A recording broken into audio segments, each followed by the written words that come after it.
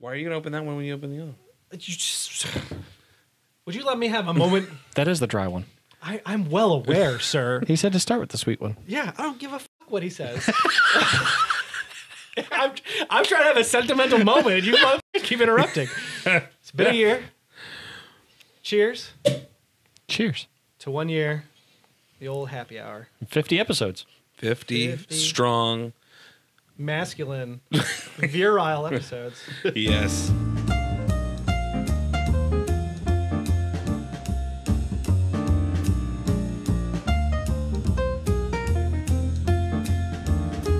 Cheers. Cheers. Clink, clank, clink. See, that's clink, so much more clong. satisfying Isn't than it? plastic. That plastic? I would have made noise. To with 50 plastic, don't episodes, worry. guys. To 50 episodes. Hello and welcome to Strange Happy Hour. That's right, he's back. I am one of your hosts, Brent the Jesterhead Metcalf, along to my right. Handsome John Pettit. And to my other right. The dispatcher, Mark Clover. This shoulder hurts, that's why I did that. We are here, of course, each and every week to discuss with you the various video game and technical news of the era. However, there's only so much time in the day, and we can't talk about everything. We cannot talk about the PlayStation State of Play that happened on today, December 10th. We don't have time to talk about the indie showcase either that Nintendo did, chock full of games, nor do we have time to discuss the people that are going to be there at the Old Game Awards, because we probably will talk about that next week. Literally all of the things we would normally talk about. Correct, because we have to talk about on here, this very show, the 50th episode of Strange Happy Hour. The important You could have done without the last one. That's all I'm saying. That would have been He was great ready timing. Of course, because it's our 50th, and it's also towards the end of the year. This will be our second to last episode of 2019.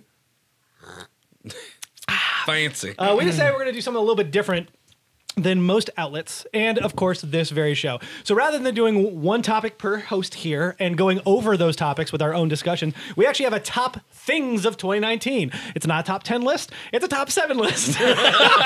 We just figured that fits the time frame Yeah, better. it's perfect. So we have created a series of categories, and we are going to go through them each round robin, one category at a time, discussing our favorite thing or whatever the question or topic may be. So starting off, we're going to do our favorite entertainment, our top entertainment of 2019. And we're going to start with you, Mr. Dispatcher. It's the dispatcher. So my absolute favorite piece of entertainment for 2019 has been actually probably a favorite for a lot of people because it sort of marked the end of a big era for a lot of people as far as content consumption and the type of media that they watch and the entertainment that they enjoy. I think we can all agree Cosby went downhill a while ago. Man. Oh, zing! Jeez, brought that one back. He was also just denied another Parole? Yeah, no, not parole. Appeal. He was denied his appeal. I was like, Anyways. Coming back from that one, Avengers Endgame. Oh, yeah. The other entertainment juggernaut of 2019. Oh my god! So I have gone back and I've watched this movie I think 6 or 7 times now. Wow, that's a lot for you. Because it's come out on, different media platforms, and now Disney Plus has come out, and yeah. He literally watched all 7 of them last week. So it's been wonderful to me to go back and rewatch this, because to me this is like one of the pinnacles of Marvel series like this, other than the new Spider-Man 2, which is also out, and I love Jake Gyllenhaal on most things because I'm kind of a fanboy in that regard. But Oh, he's got posters in his room.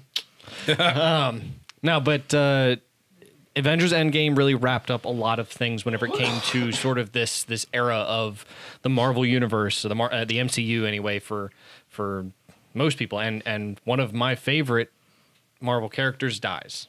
Yeah. Spoiler alert. You're right, I could have put that in the front. But they also used it in their marketing. So, I mean, if Disney doesn't care, why should we? That's fair. That's fair. But that's easily one of my favorite things from this year anyway. It's something I've gone through the most often. I've gone back, I've rewatched, I've enjoyed thoroughly. I've seen things that I didn't really think about or realize the first couple times I had seen it even. Very in-depth piece of entertainment. Well, I think we all know who the real hero is in that movie. Pedro the Rat. Yeah, you're right. Without him? Yeah, 100%. I don't know if his name's Pedro, but that's what I'm going with. better name than any. Ratman, the Marvel titular hero. I think that's not surprising. I mean, it's a wonderful film. There have been plenty of people who have given it high praise, plenty of people who think that it's a little bit too pandering. I think it's a nice middle ground where there's Yeah. a ton of moments for heroes. I do think they could have done more. Yeah. Like if they had gone for the whole Harry Potter idea of part 1, part 2, I probably wouldn't have been opposed to that if they had gone more in depth. did. Kind of. Infinity War and and Endgame. But realistically, Infinity War was still the hat drop for me of last year was they can't end it like this. There's no way. What? But no, it was definitely probably I guess my favorite as far as a wrap up of this is what the universe is now, and then Spider-Man just picked right back up, where essentially all of this had left off to some extent. Yeah, I'm very interested to see where they go from here. I think there's pros and cons to their new approach, which is you are now going to have to basically watch the shows on Disney Plus to keep up with what's happening cinematically. They've said this over and over again. So if you want to know what happens with like WandaVision's going to tie into the next Doctor Strange, that's already been announced. So if you don't watch that show, you'll be confused as to everything now. That being said, it's Disney. I highly doubt it's going to be like, you'll never know what happens unless you watch the shows. Exactly. But no, this is the end of an era for sure. Not only Robert Downey Jr. Leaving the series. Doing Dr. Dolittle and weird. Chris Evans as well. Chris Evans and Natasha. No, she's one more movie. We got Black Widow. Yep. That's right. Yeah. But regardless, it's still like, this is a big leap for them. We lost some characters. We gained some characters. There's an entire new status quo between this, where Spider-Man put it, and of course Captain Marvel. Like the 3 films have completely changed where the franchises can go from here. Right. And I think that's incredible. So I'm with you. Well, it's you, Mr. Pettit. I believe it or not, it's Pokemon. Really? Yes. Out of all the games I have played this year, I played Astral Chain, I played AI Subminium Files, which I'm really thoroughly enjoying. I've watched read a lot of manga, watched a lot of anime, and there's a couple of animes that actually really got me going. Manga really for Dr. Stone. That was a tough tie for me. And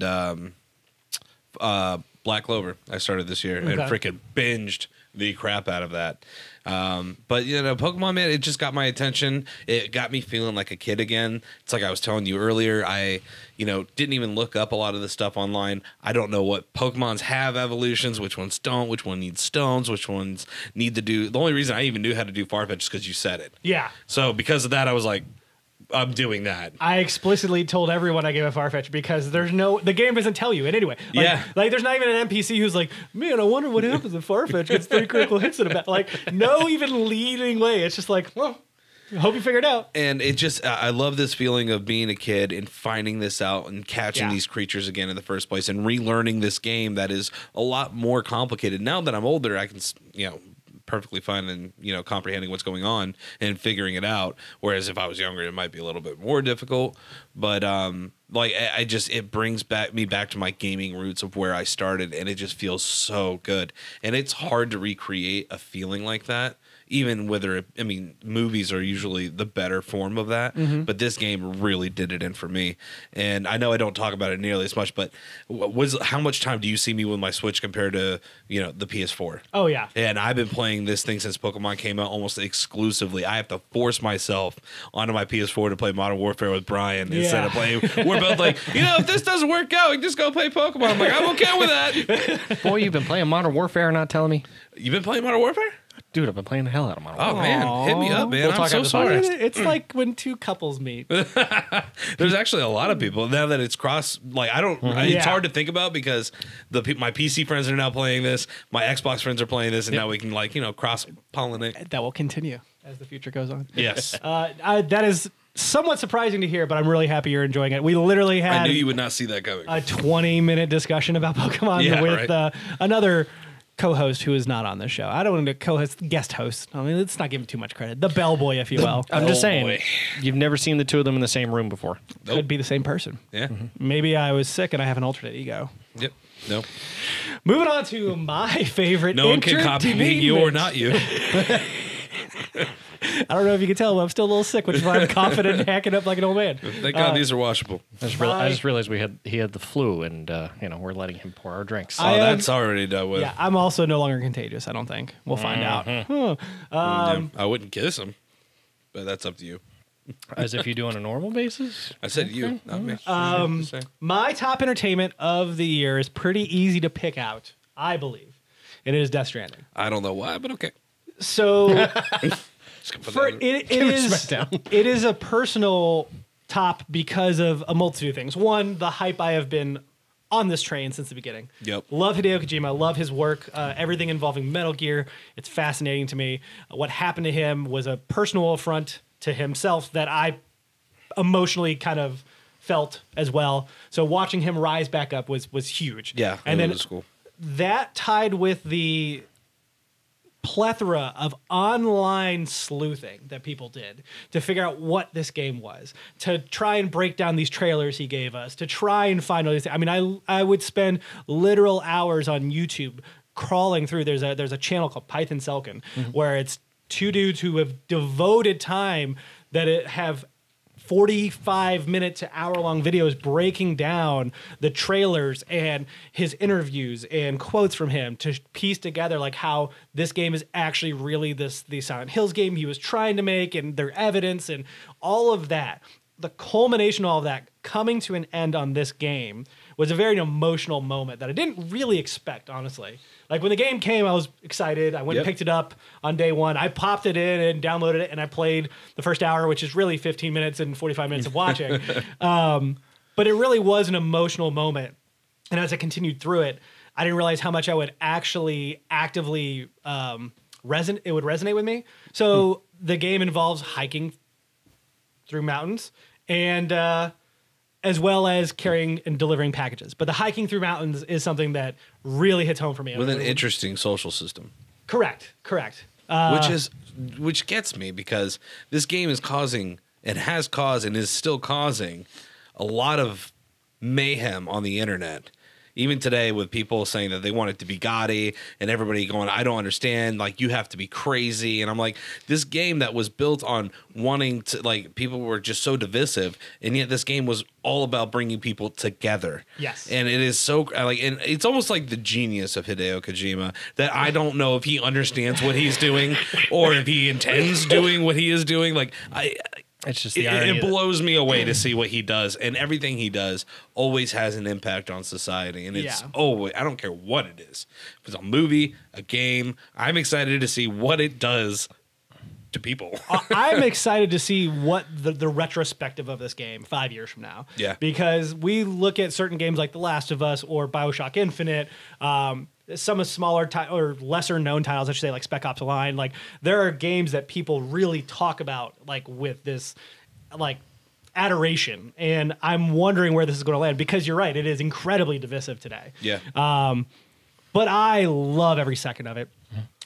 From hiking in the rain, which is something I love to do. I love hiking in general. I love the rain. You and I traveled across Spain, and there's so much of that reminds me of that trip where it's like, because there's no music in the game. So when you're walking in the rain, it's just you in the rain. You hearing the crunch of the rocks under your feet and the wind. And it's 100% like you pick up a package to deliver, and you're like, cool, I got to go here. So every time I open the map, it's okay, I'm going to take this route. And it's maybe the same route 10 times over, but I'm still opening the map. It's a very ritualistic of like, I'm going to look at where I'm going. I'm going to plot even my down path, to changing your shoes and your socks. Like, that's what we were doing on the Camino. Like, it was just as methodical as if you were a long trail hiker. And then after the first 15 hours of this, it opens up and it becomes, like you're talking about, this intricate social network where I'm running around this almost deserted like landscape, and there's pavers where I can throw materials into it and build roads. And when I throw materials in it, other people on my server do the same thing. And together we build this road, which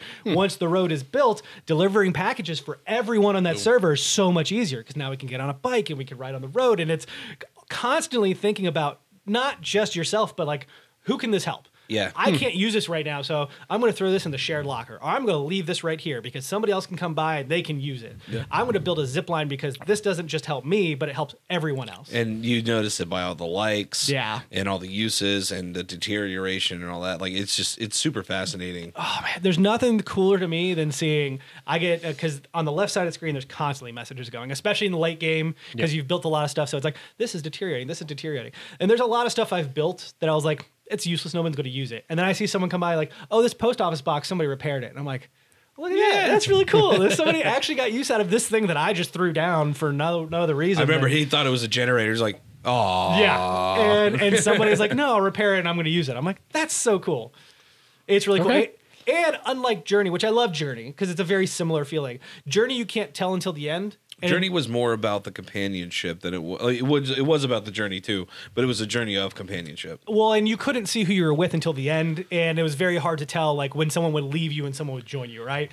Like if you transition from one level to the next level and someone left, another person could automatically join you. You would never know. But at the same time, when you start a game and finish it with the same person, it's really cool. Is beautiful. What's great about Death Stranding though is that I have a leaderboard of the people I've interacted with, how much they've liked me, how much I've liked them. So it is like I could actually actively keep up with X, Y, and Z. Yeah. And be like, cool, I'm going to give them stuff. They may need supplies. I'm actually super curious to see how many people became friends because of this game. Yeah. Hey, this guy helped out a lot. Let's talk to each other. Yeah, absolutely. Because you actually have the PSN, like all of that's right there. You have the access to talk to people. So it really was not something I was prepared for, even though I was ready and knew it was coming out. Like it definitely my top entertainment. So Okay. Very, very cool. Moving on to the next number on our list would be the Whiff of the Year. So, well, I mean, like the swing and a miss, right? No, I was just thinking smells. I was like, I'd give you a whiff. You can think of it as smells like PU. I'm going to go ahead and start this one off. And for me, it's definitely going to have to be... Oh, sorry, I'm just reading this little list that we have here. Yeah, we sometimes have whole conversations on this list. It's got to be video game exclusives this year. And I didn't play many exclusives. Obviously, I played Death Stranding. I played Pokemon Sword. But, you know, I'm looking at the scores and just the general games that came out for platforms. Sony, with the biggest amount, surprisingly, Shenmue 3, MediEvil, the remake came out, Days Gone, all scoring 6s or below. Crackdown 3 getting terrible reviews when it came out in February for Xbox. Borderline broken. Daemon X Machina. There's a couple other that I'm missing for sure because I just grabbed a quick list. But overall, like this seemed like the year where games that have been announced and prepared and ready for a while. There was a lot of AAA titles that were, and strong AA titles that just didn't deliver. Yeah. It was the undeliverable year. And it was very bizarre. Like Shenmue 3 came out, and I'm someone, you both know me, I literally sit at work and I have a browser open where I keep tabs on all of my sites. I don't know how he gets work done. And so whenever I'm like waiting on a build or I'm waiting for a response from somebody, I just go over and I refresh everything and take a look at it. And Shenmue 3 came out and I didn't know. Yeah. Like I completely missed it. Had to go look up reviews. When it was announced though, people lost their minds. But yeah, it was not talked about. Yeah. Our friend Brian was super excited about MediEvil. Completely missed him entirely. It's because MediEvil was that thing that sounds awesome when you bring it up. Like, oh, that's really cool. But it's not like Vanquish where I'm actually going to buy that bad boy. Because I love Vanquish. I don't know what it was. It was about the speed, the visceralness of the sliding. Like, it just felt so good. It got me good. But even like Crackdown 3, which had Terry Crews in it, like in the marketing and the game and everything. That was a lot of money. Like, just completely throwing it down the drain. And even big AAAs, like Gears of War 3 scored really well. It did not sell really well as far as we can tell. Like, I'm sure a ton of people played it on Gamepass. 5 is what I meant. I don't know why I said 3. I was That's like, really we're weird. back in time. We're going way back. All right. But 5 came out this year. I can't even remember the name of the game. But I mean, it's still highly praised among... It is, but so... This is a spoiler for the game that I've not played. I only know this. If you care, skip ahead 30 seconds. Yep. In the first hour, there is a musical scene using music from the musical Hamilton. Did either of you know that? Because nobody's talking about this game. Like, that's just proof. Like, there's a moment that's a visceral moment that people would be talking about because it's so different. It is so unique for video games in general, let alone a Gears of War game. And I haven't heard a whiff of it. I mean, I've heard it, but we're also not really like, I haven't been listening to podcasts Unlocked or anything like that. So, and on top of that, I'm not, and that's one of the things that kind of kills me is that I don't have an Xbox. I've debated it. I was trying to get one for my sister, and then she decided to give it away for no freaking reason. We were halfway through Gears of War 4. Yeah. And then she like gave it to her friend, and I was like, I bought the game. I wish I could at least finished it. Yeah. But you know, that. Well, I've heard that the storyline, listening to reviews about it, that people are happy with it. Yeah. That have played it, but you're right. We haven't heard about any numbers, nothing game breaking, but that's also because of Game Pass. Is that people aren't talking about these things as much as they used to because these numbers are being muddled. That's true, but I also think that the impact really wasn't there. And I think the same is with Zelda, Link's Awakening. It's hard to beat Dom Dying, you know what I mean? And I think it's the same, like, Death Stranding, love or hate it, like, it has been the talk of the town. Like, it is not forgotten at all. And granted, it just came out in November, but, like, Gears literally came out, and a month later, nobody was talking about it. Zelda came out, and a month later, nobody was talking about it. And that's a great game. I played Link's Awakening to the end. Yeah, it's but Link's Awakening, there's not much to talk about other than it was a good game. And that it had a couple of cool features. Like, how much do you really expect people? I mean, like, do they have to talk about it for a year? Do they have to talk about it for 6 months? I mean, what is the range at which that you find is infamous enough for this game? We're here at the end of the year talking about Game of the Year, and these games are coming up, and people on podcasts, obviously, like, and some of our discussion as well, but are people like, oh, that's right, that came out this year. Yeah. Like, that to me is the level of, like, okay, but it work. Man, just so much missed, despite the fact that these are good games. I think another issue with us personally is that these games this year, a lot of them we loved. Yeah. But of the major ones that people are all clamoring about, most of the games that are in the Game Awards, not my top games of the year, nor did I even play majority of them. Aside from COD, majority of them. Aside from COD. Yeah. Well, even then, I mean, there's probably they're going to get their normal whiffs and nods, especially with sound effects and stuff this year. Which, by the way, some of the gun sounds are pretty incredible. I will give them credit on that. I don't know if you heard what they did, but they literally like had a build on their PC of the game and would fire and then go to like next door to their soundstage and fire and then compare the sounds and then try to line them up. Like they did a lot. They had like that. Most of their gun sounds do come from having the actual gun sounds. So. Having heard these guns some of these guns being fired, it literally the first time I started hearing it, it gave me chills down my spine because I know what that weapon can do, and like hearing it being fired at me was absolute crazy. Not to get off track. No, you're good. It's fascinating to me. I feel like overall we're at the end of a generation. It's kind of expected, but there doesn't seem to be a real coup de grace, like for everyone. Yeah, and that's another reason why I was also telling you I was kind of unimpressed with 2019. But then again, there are a lot of people who found impressions like through Outer Worlds and Outer Wilds. They're both games. They're two different games. I just wanted to make sure. Both came out this year. I was talking about Outer Worlds, so I want to make sure I clarify that. It's the Fallout game that everybody really wanted. Mm-hmm. It's the Fallout New Vegas that really they should just tell them to keep building this game for them. I don't know why they don't. But even with that game, like we had people when you were working with me in our office who played that game and talked about it for less than a week. And then they're like, yep, and that's the end of it. Like, but it's also not a very long game. Wayne literally beat it in 7 hours. But, I mean, John played it for like 40, 50. Like, he played it a long time. It's just interesting. How often do you hear me talk about Modern Warfare? How often do you hear me talking to you about how great it is or whatever?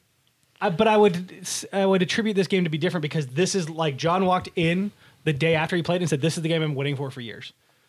That was his one comment. Sometimes that's all you need. And we talked about it for that day. Man of little words. Never brought it up. It's just fascinating to me. There's a lot that seems to I've played Modern Warfare for well over going on now almost 48 hours total.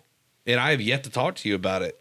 You and I don't really talk about Call of Duty, though, other than I ask you how was it, and you say it was, like, you tell me your breakdown. Yeah, exactly. Like, it's one of those things where it's like, what are you going to really tout? Like, you can talk about a couple of things, but I don't know. It's just, lately, it seems like the news is just so full of all this new stuff coming on that reoccurring on stuff that's already come out just seems almost unnecessary. And I hate to keep taking up time on this subject, I know we are spending a minute, but no, I do think it's fascinating. I don't disagree with you entirely, but I do think there was a lot of whiffs. Even critical hits were whiffs this year. On the ones that we expected to do well, it was just a total turnover on games expectations this year. Yeah. And unlike last year where we had God of War, Red Dead Redemption 2, it was like you saw in Spider-Man, you saw all these like obvious choices. And then you have all these little gems, these diamonds in the roughs, like Katana Zero. Is that right? Outer Wilds is supposed to be really good, and that's another game I want to probably pursue. It's one of those where I'm debating Control. I never got to play it. But, we'll talk about that later. We'll talk about that a little bit. We're going to stay on the video game track, though, and go over to Mr. Plover. Okay, so I kind of stole this one from Handsome John over there. Bogart. Anthem. No surprise there. Yeah, no. So I remember talking at E3 of like, oh my God, this is the game I'm going to get into, and it's gonna push me back to EA for I thought it was going to take up a lot of my time. I'm going to get an Origin, like a premium subscription for this, or gold subscription, whatever the heck it is. You know, it's going to be the game that brings me back.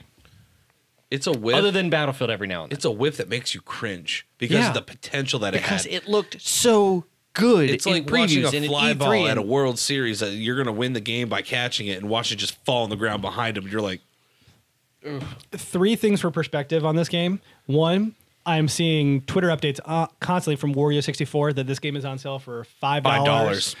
At GameStop, Best Buy, There's Amazon, the signal. Insert. There's your sign. 2, I went to Amazon the other day just out of curiosity to see what I could resell this game back for, and I can resell it for $1. yeah, if that. Wow. Literally $1. And here's the thing, too. Like, I bought a digital copy. I got the Legendary Pack, the whole gambit. I was full in with you. And I feel just as betrayed. Actually, you actually went through with the purchase is the thing. So, but I actually got into a little Twitter fight with this one little chick. She really kind of twisted my nipple on this because they were talking about Pretty how badly, they were too. trying to. I saw it. Yeah, Purple. man, it was purple. She was sitting there saying that it's a great game now that they updated it and all this other stuff, and I'm like, no. That's not what this game was supposed to be. And what I was promised, I didn't get. And, like, you can't expect me to sit there and wait, 6 months, 8 months, and it's still not great. Like, the stuff that we were promised, Cataclysm, came 6 months late. Yep. It was just, and it wasn't even good. I must say, even then, they canceled it really quickly afterwards. Yeah, and that's when I was like, can I please have my money back? And they're like, yeah, this is bull, blah, blah, blah. And I was like, I was being sarcastic about the money. I gave them my money. I didn't go back. I should have read the signs and really asked for a refund through Sony. If I wanted to, I could probably push to get it, but it's not necessary. Like, I made my bed. I'm not pre-ordering anymore, and you guys are the reason that I'm not doing that. Yeah. Like, it would have to be a game that I know that's coming out that is made by Ubisoft. I'm super okay with it. I know nothing's gonna be wrong. What? I said Death Stranding. Yeah, right. I let them be the sign on this one that said, I probably should get this now. Yeah, and that's correct. It's just it was such a letdown because it felt good. Like, the controls felt good. Me and Brian were having a good time playing it for a short period of time, but then you were just done. Yeah. The shooting was good. I actually think the shooting was really tight. I enjoyed that quite a bit. The normal, what you do in the game was fun. Yep. Like, you're going around taking on missions, but the hurdles you have to go through to enjoy that game is incredible. Like, you can't look at your loot until you get back, which I know Destiny does as well, but the way this is set up is it's not fun. It's not even necessary. Yeah, and you're constantly going into an open world where they're like, hey, you should explore and go grab stuff, but you have a limit to what you can carry, which means that after you've taken on 3 or 4 encounters, you now have to go back and either get rid of all your gear or look at it and see if it's useful. It's like, yeah, and even going into your inventory to get rid of stuff was a pain in the ass. You couldn't do that at launch. You had to go back to get rid of stuff. You couldn't even be like, cool, I don't want this while I'm out exploring. They fixed it, but they fixed it by saying, well, you can get rid of stuff. I'm like, can I at least break it down into game something? Game mechanics you'd expect to have been from launch. Correct. Yeah, I mean, this is like basic stuff now. This is like Mario level, duh. Yeah. This is how you jump. Did they release a decent beta? I don't remember them doing We played a beta. the alpha. The alpha was rough, but it was an alpha. And honestly, expected. it was about the same as the game. same as the game. The game was a little bit more stable. And slightly larger. I was really upset because I was pretty firm against Anthem, and then everyone went in. I kept pushing. And I was kept like, pushing. all right, I'll do it. I'm like, dude, it's just the alpha. Get over it. Like, you can't be like that. Yeah. And then I ate my words, and I feel bad pushing Brent so hard into it. See, I'm just glad I was at one of those points where I wasn't really playing a whole lot of games, so I was sort of off for a little bit. All right, let me see how this plays out, that kind of thing. When I come back, I'll probably pick it up and then do it. No, I'm good. Yeah, not to mention the legendary starter, what you paid for wasn't even worth it. No, not at all. Hands down, people who I wouldn't mind right now. I'll let them keep my $60. Give me that back. Yeah. That was trash. Well, game by game, that's such a gamble. Like Death Stranding's, they had a $80 collector's edition, which had the steelbook case, which I always prefer. But then digitally, it was you get armor, or you get a gold hat, and you get armor plating that's gold, and your skeleton's gold. I'm like, it's literally just cosmetic. That's useless to me. Whatever. Yeah, see, we're not cosmetic people. Or a lot of people in Destiny are. Well, so it depends on who you're, My favorite part was in Death Stranding, I'd go to the shared locker, and every day I'd be like, gold speed skeleton, gold armor plate. I'm like, oh look, looks like people really got used to it. But yeah, Funny Anthem. times. Oh man, Yep. doggy. Yeah, that was a whiff. That was probably the whiff of the year, in my opinion. Yeah, there's some close seconds that Yeah. we get to talk about now. It's a shame because we probably won't see an Anthem 2 as a result. No, and people have already left. Well, BioWare. to be fair, they said that they're gonna push hard into it, and I don't know if that's just them trying to buy time from getting sued. But they're promising that they are going to basically redo the game. They have to. That game needs They're an gonna have to. entire overhaul. Yeah, I mean, there's no way to fix that and patch that to death. the fact that you couldn't take on missions in the overworld boggled my mind. Like you had to go into the town, Yeah. go find the person, get the mission from them. And I know part of that was design choices of like we want to make the sure town you wasn't even that interact- cool and fun. Like, You it in was these high-tech done. suits, you should be able to get pushed missions that would just be able to Correct. make Yeah. sense. You're wearing Or- flying suits for crying out loud. Yeah, it stunk. You're talking via transmission. What else gets transmitted? Uh-huh. Data. Oh my God, who would have thought? It was a pretty big miss. There was a couple other misses, whiffs this year. What do you got there, Mr. Pettit? Do you know Sorry, what I number? got so wrapped up in Anthem. No, that's okay. I had to do the same thing. I had to start pulling up my list. Like, what did I put down for these for these sections now? That's how you know it's a good conversation. There we go. All right, back on track. Outside of the Tesla truck having its windows smashed, which I thought was absolutely Which hilarious. I but thought was terrifying, considering that Tesla's points tanked so hard for something that's literally a not even released product yet. Uh-huh. yeah, but it's definitely Stadia. I feel like it was a little. I mean, as a console launch, it was a whiff. I don't think it will stay that way. Yeah. We have noticed it getting better. We have noticed people having better, more positive experiences with it. I can't wait for us to have one of those. Yeah. But I feel like with the launch lineup, having only the 12 games initially being put out and then having another 10 put on there, it was like, guys, what are you doing? And then on top of that, I got Kepley over here going, Farming Simulator, bro. I'm like, what? I just are started- we talking I about just right started now? playing that the other day, actually. And this is like 'Cause it's free, this is 'cause the it's peak free. of Stadia is It's- Farming Simulator. It's free with a pro membership. Yeah, so- I know, but you can't knock Farming Simulator because it's huge in Europe. yeah, no. I can knock, but okay. The knock is not the game. It's the the fact knock that- is the fact that is the hype of Stadia right now. I was like, you gotta So, be kidding the me. hype for Dylan and I has been Trials Trials Rising. Yeah. Which you saw us play in the opening of one of our gameplay Yeah, episodes. play. You didn't see us play. Quote unquote play. Yeah. We had to play Spelunky, which is totally fine with me. But watching how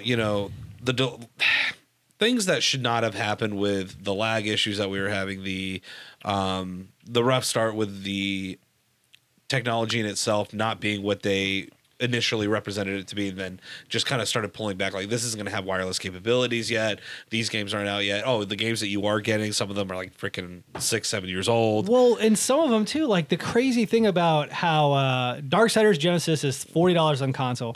I think it's like 35 or 30. It's on- another $10. on PC. It's an on extra Steam. $10. It's an extra $15. 15? It's an extra $15 on Stadia. Like Wow. certain choices that were made. It's Yeah, like yeah. you don't own this game at all. Like you don't even physically have it on a box that you can cut off from the internet and keep. See, my only thing, I guess, playing the other side of that is I don't think that's necessarily Google's fault. I think that's the game producer that says, no, this is what you're going to price They it at. probably had to put some more work into it. They said this is how much more money we Maybe want. from it. it's hard to say at this point, and that's part of the Honestly, problem I don't know as why they well. would bother. Like, they have such a limited selection. You're going to sell gangbusters to that game because Farming Simulator is going to take the back seat in America, bruh. I think you'd be surprised. And Tomb Raider. Not in this house. Definitive The Edition. majority of the people in this house that own Stadia have played it. But I mean, you and I both had two fairly poor experiences with them. We haven't played much. You have owned it, so you. I played Destiny on it. I mean, the aiming was really hard to get used to with the Yeah. half-second lag. And we're playing with, I mean, I've got over 300 megabit speeds. Like, I shouldn't be having a friggin' issue. Plugged in. Now, plugged in Yeah. and all. Yeah. Like, shouldn't be a problem. So the interesting part here is, aside from issues we've had from wireless connectivity here at the house anyway that we've been trying to mitigate, the game, playing the game has actually been fine. I haven't had a tremendous number of issues. The only weird one that I had is my desktop that's a wired device here. For some reason had connection issues when I did not have any kind of latency issues or artifacting on screen or anything like that I would have expected before it says, oh, you're having connection problems. Well, then it would just boot me from the game 3 times. And I was like, well, never mind. Now, granted, at the same time, we were also running YouTube TV, and Dylan was also on his Stadia. Welcome to the future, folks. Like, yeah, but I mean, like, if you could, it might have been a throughput issue, but my thing is, I didn't see any problems that would have indicated, okay, the connection's going bad, like I would if I was playing on my Chromecast. Yeah, so you're saying you weren't even notified of any issues. Here's the funny part: is here at this house, located in a close proximity to Charlotte. You know, a decent hub for Google, or what I would imagine. I want you to figure out where we are Google. DDoS this house. Good luck with that. He's serious. But it's a challenge. Dylan had a better experience going to Queen Crystal's parents' house, further into another town outside of Charlotte. And then Kepley went to his parents' place that's a full hour outside of Charlotte and had the best experience there. So you're saying that all the internet traffic here in the hub is actually against the... Because I don't know if it's so dense that it's causing a problem. Yeah, and I'm wondering if that is a part but of the issues, because certain centers are getting overloaded, whereas like being farther out, like you're not having this latency issue. I don't know. I'm not a tech geek like this man. That is funny though. Yeah. But it was just an interesting thing to see. Like I had actually, we'll talk about this again later in a different category, but it's just. There's a lot of lackluster things, I guess, that are coming of this. So. Yeah. I just feel like for all of the potential, again, that Stadia had with catching Xbox off guard, making PlayStation sweat, with especially since Vue it's pretty much taking a dump, and PlayStation now is doing well, though. I mean, they've released a lot of subscription numbers for that, and it's pretty impressive, and they're in the lead. It's just totally gross that everything that everybody really wanted from this just end up becoming this soft hit. And it's like, man, like that opportunity of really changing this environment, our culture, our expectations for the future have just melted through your hands. The mismarketing was a huge whiff for me. I mean, it felt like a bait and switch, quite frankly. Yeah, it was borderline close. Yeah. Moving on to if they didn't have refunds, it might have well have been. The next category would be our top news story of the year. And we're actually going to start with you, Mr. Pettit. Do you remember what you wrote down? It rhymes with Smelltell Wames. Oh, yeah. Smelltell Wames. Telltale Games to return to a new studio and finish Walking Dead March of 2019. You all right there, bro? I just enjoyed that way more than I probably should have. It rhymes with Smelltell.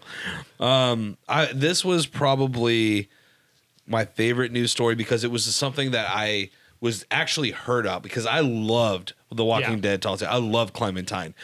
She was my homegirl. She was a badass little monkey in season 3. Like, I was like, man, you are going to be the woman I want you to be. Like, and it just felt so good. And season 4 started, and it was incredible. Yes, and it just had and then all of a sudden it just boom. Telltale shut down. We're like, what? Oh, sorry. We have too many irons in the fire, and we're pretty much, we're pissing on all of our employees and on top of the people that love these games. Like, sorry, bye. And then, October came around, and they got bought out. And that was the best thing I could have ever heard. And they got back as many people as they could that still needed jobs and finished this final season of Telltale, and I got to see Clementine's ending. God, it's so good too. And it was, I don't know. It was the closure I need. I know you're not going to feel this unless you play it. As someone who has been involved with those games for quite some time, both of us, we actually played the first one together on Vita, and we were finishing up the last one together. Yeah, it was quite. It was a moment. It was just one of those things where I'm like, it was like that spark of hope that you see in movies and people that I'm like, yes, finish it. Give me the ending that we want, or good ending, whatever it shall be. I don't care. Give me a conclusion. Give me closure. Et tu, Brute? Oh, it's done. Cool. I thought you were trying to refill it, then you started doing weird things in my peripheral. But yeah, it was to me, it was one of the most important comeback stories that I have heard in a long time. It was in a year that you just had a bunch of crap happen, and poor news going on in both companies for sexual harassment and all these companies going down. And every game developer fighting for every dime and dollar, and it's understandable. It's a competitive market, but to see that happen to such a renowned development company, it hurt. And then on top of that, wanting Wolf Among Us 2, that also stank. It definitely feels like a win for now. Yes, like it was that thing where we're like, you know what, I'm okay. Yeah. At least we get to the end of this, and I agree. That was a good one. What about you, Mr. Dispatcher? Oh, It's almost like we need a screen to display our document. You know what? I've already said this, and I already said we have a TV sitting in the corner that'd be willing the wall now. Just gonna put that out there. Moving on. What you got? A broken TV. Anyway, does it send pictures? So the most interesting news article for me is actually something that's relatively minor, but it still reminds me that people out here are willing to go to these extents to be this petty against such large companies that it becomes such a big deal and becomes a news article even to talk about, something to talk about, because honestly, it was something I had forgotten about until I started digging back through some of our archives and whatnot and started to look back through those. My favorite news article so far had been the guy who set up a website to tell you whether or not the Apple wireless charging pad had been released. And it's literally a giant black screen or white screen with a black lettering in the middle that goes no with a period.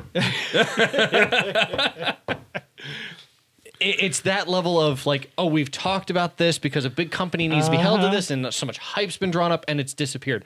But this is one of those ways to kind of combat that and hold companies to their word and say, we haven't forgotten. Yeah. So I like this news article. This is one of my favorites to show that the people are still out here to communicate against a lot of this, to say that we still matter whenever it comes down to your bottom line. I hope that they tweet that every day. If not, someone should, because that would be absolute, you would get so many likes. But it's one of those articles, I guess, that just sort of brings me back of like, one person can do something that makes a difference in that respect. Not to say that Apple's done anything from this, but to show that it got brought back into the spotlight again, even though Apple sort of just stopped talking about it and it disappeared back into the that's how most companies operate. But the idea is that your voices still matter. Yeah. And if it drives you up a wall enough, you can do things that are relatively simple, actually, to just make a statement about something that you don't like. Absolutely. Or do like, even. You can do it. Put your back into it. Moving on. News story.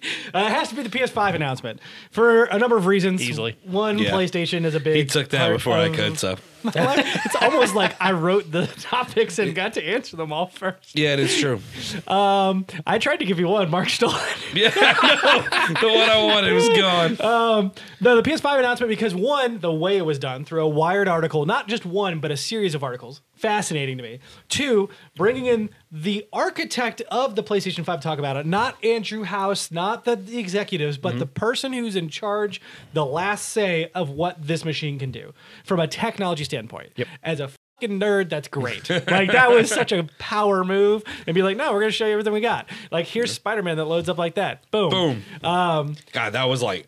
And then three... Because you all have seen this show, how completely it threw me off. Like, I was like, nope, they're not going to talk about it till I owe you pizza. I paid for a pizza for this reason. Like, they're not going to talk about it till February 2020. They're not going to do this and that. And then there's like, oh, by the way, here's an article. Also, we're releasing another one. We're going to talk about it again. I'm like, what is wrong with you? The first one, Brent's like, if you want to count that, you can. Yeah. And then the next one came out and goes, yep. Yep, there we go. That's what I got right there. So my favorite part about this release was the first announcement was literally a Twitter post with an image that had the specs of the PlayStation. And we were deciphering them here anyway to talk about what this could mean, but how is that the release? How is that the announcement? I know. Yeah. Well, I do love it for multiple reasons. One, like... They're like, everyone knows it's coming. Yeah. Like, why bother? Yeah. Why make this? It was to keep the hype off of Xbox and say, hey, chill out. We got this too. Relax. Such a power move right before E3. They're like, here's our Wired article. Not only, it's like, we're not going to be at E3, but we technically just wanted to make sure that you didn't have all the spotlight. Thanks. Entire week before E3, they had a state of play where they revealed The Last of Us 2 release date, which was pushed. But hey, also having the state of play right before the Game Awards and intertwining with it without technically having to pay to do anything with it. Like, but yeah, I thought it was absolutely just boss. I love every second of it. And I cannot wait for February, where for real, they're going to show off the box. I still hope it's the spaceship design. Oh my God, I'd be so It's happy not. about it. So happy about it. If it was, I wouldn't care. It'd be a pizza warmer for me. Yeah. You just put pizza on it? Yeah, I mean- slice of pizza, boop. You think it's going to get that hot? Okay. Yeah. Oh, yeah, I do. It's going to long be do great. you- It's going to be like a convection oven. Moving on to our PS3 all over again. FOMO of the year. Ooh, that's... We're going to start with you, John, because Yeah? you're the one the furthest out of the rim. okay. I don't even know what that means. What? but- What does it even mean? Mine was actually, believe his it or laugh. not, Gears of War 5 Okay. and Xbox Game Pass.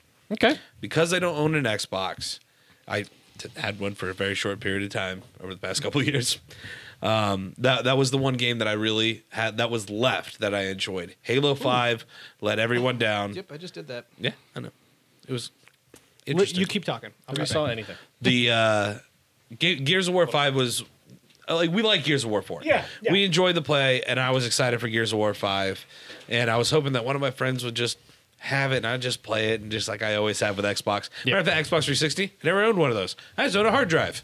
So I go over to Brian's, put in my hard drive, and play all the games. It was great. Never actually had to own one. It's one of my favorite consoles. I played almost all my Call of Duties exclusively on that back in the day. Played Portal 2 on it. Yeah, Portal 2. I enjoyed the Xbox 360. I had on my profile on one of those Didn't little we play memory that on cards. the PS3. That was the, yeah, it was. Got no trophies? But I used to have my profile for That's Xbox true. 360 on one of those little memory cards, so I could take it to all my friends' house and never had to migrate it from console to console to console back great. and forth. Yeah, it was great. And it was just one But of those same thing, games games. that Same games. that was one of the first games outside of Halo that I really started playing competitive multiplayer on. Yeah. Was Gears of War 2. And so I really have a, like I was talking about earlier, like Dom dying, I remember that moment. I was like, dude. It was just like, oh man. But in the Xbox Game Pass, everybody's talking about how it is such a great value. So many people are able to play so many beautiful games, and all these Xbox games that are first party, you're able to play day one. Halo Infinite's coming out on it.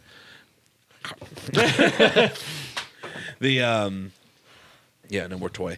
So it's just one of those things where I'm like, I wish I got into it a little bit more. There's just not enough in there for me to want to go with an Xbox. Jesus. There's just not enough for me to want to go into an Xbox One For those X. who can't see, we're playing around with the cork from the champagne bottles. I feel like I'm missing out a little bit on what it has to offer and what people are talking about, because I'm not into that ecosystem anymore, because I'm so heavily delved into Switch, especially this year, and the PlayStation ecosystem. If everyone who is an analyst who is on Twitter is correct, you won't have to worry about that much longer, because it's going to be more about ecosystem and less about exclusive games coming in this next generation. So, but I do feel you. And they're obviously pushing that. I mean, it's just the way that they're talking and what they're pushing. It's very evident that that's going to be the case. I completely understand. I felt the same way about Sunset Overdrive until my PS4 was stolen and someone let me borrow an Xbox One, so I had to play it. What about you, Marcus? Well, you and I kind of overlap on this one. Hence why we're starting with you. So, PAX East was my FOMO. I had the invites. Everyone's like, "Oh, hey, we're going this, that, or the other. We got a decent group, and this, that, or the other." Yep. I'm like, I didn't really take a step forward to actually try to look into it or do anything about it and that kind of thing. And then suddenly it's like, oh wait, it's this weekend, everybody's going. Okay, Yep. all right, fine, that kind of thing. Whatever, I'm gonna hang back. Let's see what it actually looks like. And then I started seeing pictures rolling in from friends and all kinds of things that they were doing, and I was like, if I had just not been as lazy, I could have gone.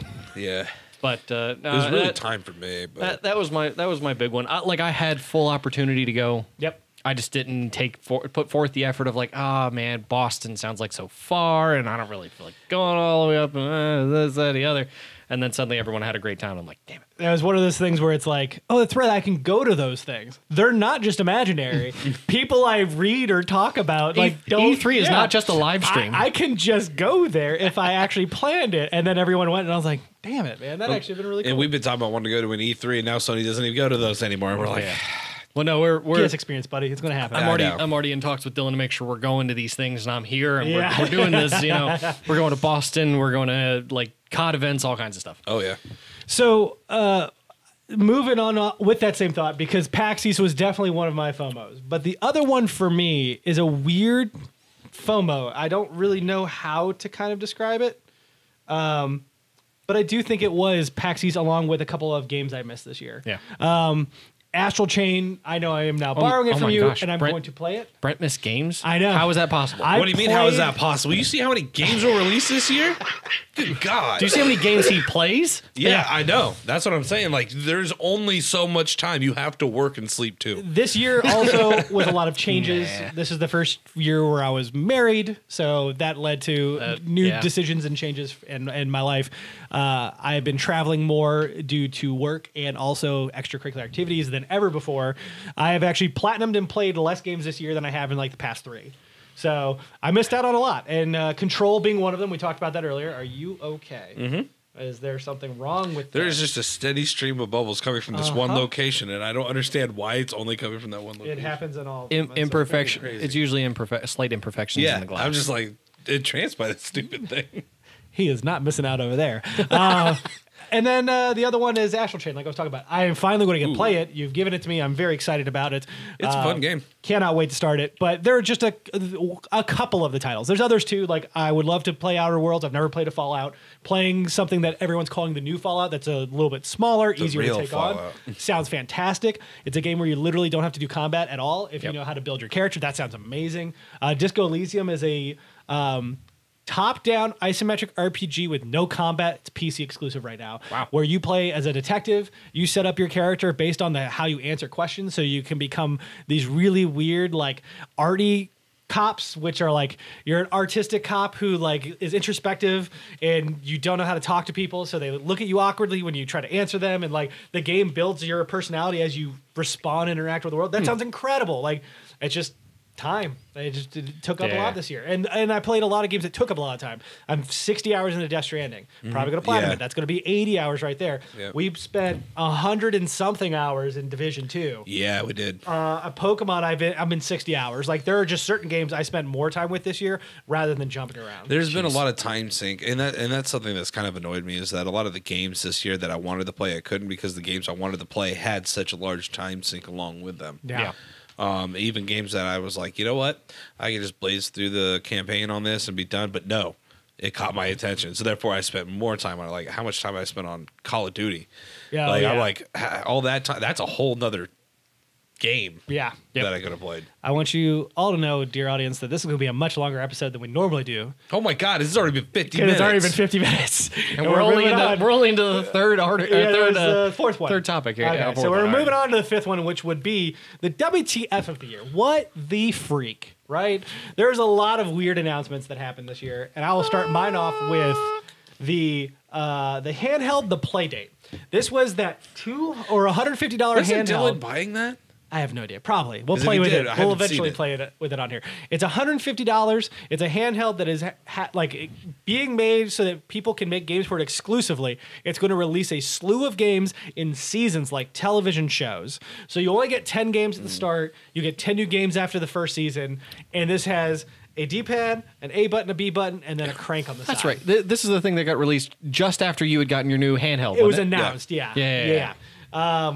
It is definitely one of the weirder things. Game show. That's what we bought. We bought the game show, yeah. I am a big fan of it. Like, not to say that I don't like it. It just was by far and away one of the most out of left field announcements this year. For $150, yeah.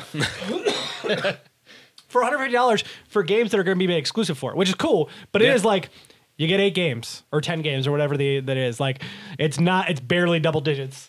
Hope you like this game. Yeah, I know. But at the same time, it's a cool little experiment. And I love seeing new stuff like that. Like, and to be honest, if people had talked about it a little bit more and tried to convince me of like, yeah, you know what, maybe this might be worth it.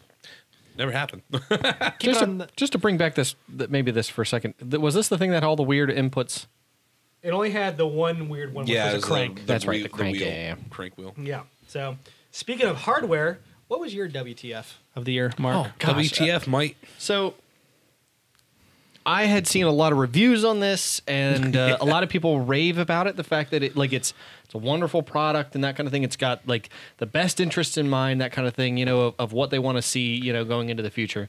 And that is the Samsung Galaxy Fold. Now, along with that is the Huawei Mate 30 Pro or 20 Pro, I think the folding screen thing that Huawei did. Huawei. Granted, you can't really buy it here anymore. But anyway, that's a side point. China's the devil. Thank you, Trump. The Samsung Galaxy Fold to me is one of the biggest WTFs because I think folding screen tech, while neat, is kind of unnecessary. Yeah, absolutely. Right now it is. So so while we were at DreamHack here in Atlanta or down in Atlanta, we had seen Where are we? LG G8X ThinQ dual screen. Okay. So many words. The ThinQ dual screen was awesome because it's basically like a very thin border phone that you can just fold in half, but it's a case that you pop out if you just want to have the G8X ThinQ by itself. Okay. But the dual screen folding action, all that stuff, anyways, a neat gimmick to go with it. So it's nice to have two screens going side by side, that kind of thing. But the Samsung Galaxy Fold, anyway, just opens up into a tablet, which I think tablets are kind of pointless to some extent. That's not true. And if you read mangas, you would agree with me. I was about to say, you say it's gimmicky and you agree with him. I would love a phone that I could double the screen size at a whim. See, I agree with that, for but content consumption, I get, but to me, a folding display with like an edgeless thing in the middle, like to sort of bring it together like a book fold almost, would make sense in that respect. My issue is the practicality. Thank you.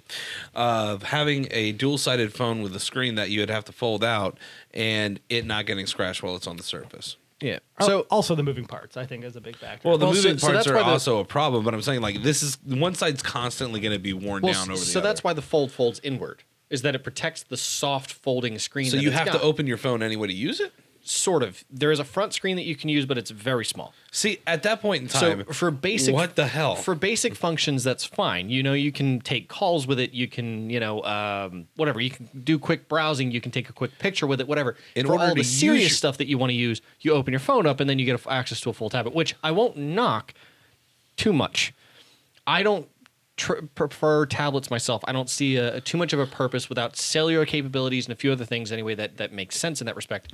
Which I get the Fold would have. Okay, I just want to make sure. I get that. But to me, the larger screen for half the things I use my phone for wouldn't make sense anyway. I have a laptop for the rest of the things that I would need a larger screen to do anyway. And I totally understand your point of view, but like for someone, if you're always reading, or if you're looking at manga, or you're looking at stuff that it would just be better for it to be a little bit larger than a phone. I could totally understand that. But have a phone that in order for you to use your applications, you would have to open up the phone into a tablet to use. Yeah. That sounds annoying. Well, so that's where the LG G8X ThinQ dual screen has kind of a problem. Is that with the case you have to unfold the phone to be able to use the phone features, or without the call features, of course. But yeah, see, I want this, but I want to be able to like open right here. Like this could be a less intensive screen. Just let me open this for the high definition screen. That's fine. And that's what I want. Yeah. I want a full screen, and then I want to open it for a double-sized full screen. I was going to say, if you had a screen like this, and then you could open this up into the tablet, and you have another back screen, and this screen goes off, essentially. So that's where the Huawei Mate 30 Pro came in. And I know I'm getting the model number wrong, but it's fine. No one cares. The way that it folds outward, the whole point was that you would use the default phone features on one side of the phone, and that wrap of the edge would literally just stop the input at a certain point if it was folded closed. Yeah. Aside from maybe like side things for notifications, that kind of thing. Yeah. But then when you folded it outward, they had that with the edge. It was the same screen over here that would just expand to the full size of it. The reason I like the LG G8X ThinQ dual screen was because when I opened it up, I could run two apps simultaneously side by side. See, yeah. You know, I could have, like, if I'm playing games, for example, LG had a gamepad app that would allow you to fold it up 45 or leave it flat or whatever you wanted, and then use the bottom screen as your touchpad with a joystick, buttons, and all kinds of stuff. And then the top screen would be the actual game that interfaces with it. Yeah, and I can totally see that being customizable. Like, but you can't do that with a folding screen display because technically it's one display, unless you find some sort of split tech to work with that. But they do on Android. They do widgets all the time where you're able to do half overlays. The screen. Yeah, you do a half screen share, right? I can do a web browser and then YouTube down below. Well, yeah, but like they'd have to get it into a side by side thing, and the other thing too is that means you're also going from just being able to go open and close to actually having 45. I feel like we moved away from what this product is and talked about this product. Well, the folding phones in general. So I guess coming back to me, like 40, or going back to the WTF part of it is that folding screen tech to me seems like a WTF of like, dude, for serious content consumers on their mobile devices, sure. I'm a fucking nerd. Are you kidding me? If you're telling me that I can flip my phone, have double screen, and I can have my web browser right here looking at Smogan, trying to figure out what Greninja's abilities are, and then watch the video about Greninja in competitive Pokemon at the same time, hell yeah. Yeah, I can totally see this being useful for particular subsets of people, absolutely. But it also depends on, like, for someone like me, you would have to give a phone that would be functional and also very protective. Touch with the person. So the build quality is going to have to get better. Yeah, I agree with that entirely. Like, so you're going to need a high-end screen. Yeah. Well, like, so they're already doing that. OLEDs are already a thing, and that OLEDs, I think, are really the only way that they can really make this happen. Oh, we know about OLEDs. PS Vita for life. But it doesn't fold. Doesn't need to. Doesn't have to. Now, that would be neat, though. It unfolds it would be a bigger cool, screen to play on. That would have been hot. But I don't know. Folding screen phones, anyway, seem like they definitely... Oh, no, it just literally slides up for the keypad. Wow. They do that. It's called a PSP Go. But I think it's a WTF tech. Just maybe because maybe it hasn't matured enough, or I haven't played around enough with like bigger screen displays like that for a mobile device like this to really make it useful for me. Or maybe I just don't consume enough content on my phone for it really to matter. Maybe you're not mature enough. Moving on to John and his WTF. Wow. Man, the burns. Oof, man, let me get that out for you.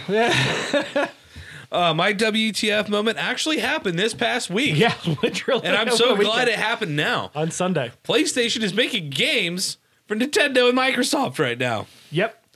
MLB The Show is now being made, for whatever reason, not stated, for Nintendo and Xbox.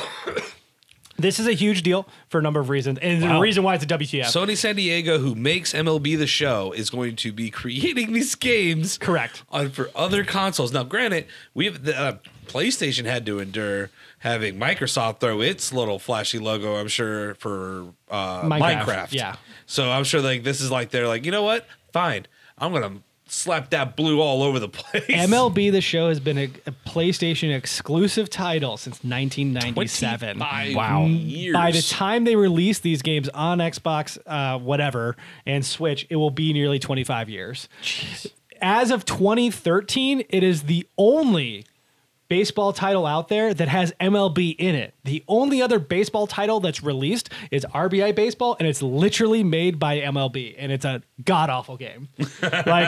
God-awful game. So this is a huge deal and a big W2F. I mean, for someone in this house who's a huge fan of the show, you were saying he pretty much you would constitute that being a console seller for a lot of people. 100%, yeah. So I mean, that's a big deal. That's a huge deal, and I'm not a sports guy. I'm just watching FIFA 19 was whatever. I don't care about NHL hockey. I don't care about 2K NBA. Yeah, which FIFA actually has the biggest competitive scene, but yeah, I know. But that's what I'm saying. It is Matt. Oh, I mean, it got poor scores on Switch. Yeah. IGN's head of Xbox News, Ryan McCaffrey, is an MLB fanatic and reviews the show every year on PlayStation, whatever version it's on, because he loves those games and loves that's the impact of this, and it's now going to be available on multiple platforms. Sony San Diego does it so good; it doesn't matter. I'm pretty sure. The league came and said, we want this everywhere. Make this happen, or we'll find someone else to do it for us. They make these titles in 9 months because they release a title every year. Oh, yeah. It's just reskinning. No, the same game. So they legit. I think you'd be surprised. I know, I'm just kidding. I'm just kidding. So, the most interesting one to me was seeing some of the updates from NFL from what I remember playing back in 2007. Yeah. Going from NFL 07 to or Madden 07 to the new Madden games. The control schemes are different. There's so much more in depth that you've got to be with. They're adding more and more stats, and the possibility of injuries, and there's a lot of stuff that goes into play now. The show has been touting itself as a sports nerd RPG, and they've done it really well. So, and having someone in a family that is a sports nerd between NHL and Major League Baseball, that guy was bringing out the back of cards through memory, giving me all of his stats, giving me his entire history and why he's the bomb. Why he's worth this much money, and I'm like, yeah, So like I totally get it. Like I could totally understand, you know, why this is a big deal to you, but it's a big deal to Sony too, because they don't want to play ball. We know they don't want to play ball, and now they're forced to play ball, and it's gonna be real interesting to see how this goes. And I'm gonna wait for this. Like, oh, why does Xbox have this game breaking glitch that none of the other ones do? I think my favorite part was the MLB released the press release. Nobody else, but Xbox and Nintendo both tweeted out the press release with like their own like comments on it. But Xbox was like having this eyes like, what? But I think my favorite part was the fact that in the press release they say other platforms. They don't say Xbox and Switch and PC. Like there's like PlayStation and other platforms. It was like this giant like. Well, I think somebody was calling out like, wouldn't it be great if they're just like, we're going to put it on mobile? I was waiting for the fake out because I saw Xbox do it, and like, I would put it past Spencer for screwing, especially with Sony. Yeah. And then Nintendo's like, I'll go with this train. This sounds like it's gonna be fun. No, that's when the plot twist is it's only for Stadia. Yeah. Oh Yep. God. Stadia Mobile. So again, like. The fact that is becoming a reality is blowing my mind. It's a historical moment and one that will be undervalued until the game's actually released. Yeah. For sure. Yeah. Moving on to the penultimate topic. Penultimate. What is the most overrated thing of the year? And I think we'll go ahead and start you. Ninja. I mean, I'm just wow. kidding. Okay, well, he said it. No, go ahead. Start with yours. Mine? Wow. Okay. Games of service as a whole. I almost picked this. Oh, really? I erased it and wrote mine. Me and you, we're just like, man. And he has the flu now. You see how that works? I am called a carrier. He's already coughing. Look at it. That's not good timing. It's instantaneous. It's this damn bubbly, man. It is drying my throat out. So right now, on my list of let me take a poop on you is Modern Warfare, Division 2, and Borderlands 3. Specifically, because of my experience. Borderlands 3 is a game of service that they are trying to push out with DLC and everything else. I killed Borderlands 3 with Brian, and not in a, like, let's take it out in 72 hours. We took our time, but we destroyed and platinumed this game within a reasonable amount of time. No DLC. 2 weeks? No. Had to be more than that. Really? Way more than that. Yeah, we spread it out over weeks. That's why freaking Sean was getting impatient. Oh, okay, fair enough. Jesus, couldn't even build a different character to play with us, for Christ's sake. I think you mean scene. Huh? Scene. That's what we'll call him now on the podcast. Oh, okay. Sounds gross. We're so far into the end of this podcast, only the fans are hanging on at this point. But yeah, between the way that the services are being rendered in both like Division 2, not enough. Yeah. They screwed up Kenley College. Kelly College? Kenley College. Yeah. It was the whole thing. It didn't work there. out. Like I thought it was fine, but it was a little too big. Like it didn't fit. And then you had Borderlands, which was super slow on the draw. They threw out this stupid Halloween thing, which I was just like, whatever. And then they had to rebalance it 50 freaking times. And then you also had the Modern Warfare, which like rant coming. These assholes on season 1, and you're gonna get that freaking space bar ready, boy, because it's coming. So we just bought this game. We've been playing it for less than a couple of months. Not even a couple of months. Yeah, it came out in October. Yes. So we are now into season 1, and they want another $20 for you to be able to gain access to the stuff that you get through multiplayer through leveling up. What? Yeah, so every season you go back down to level 55 and you ramp back up, and during these every level you get like emblems and gun stuff. There is and no skins. prestige. There's seasons. Yeah. Yes. Oh, and it's fucking ugly. Yeah, big boy F there. So not only did this just like totally unravel me, but they want another $20 per season. Yeah. For you to, and so what they do is they throw it in front of your face every single match. Hey, here's how much you progressed.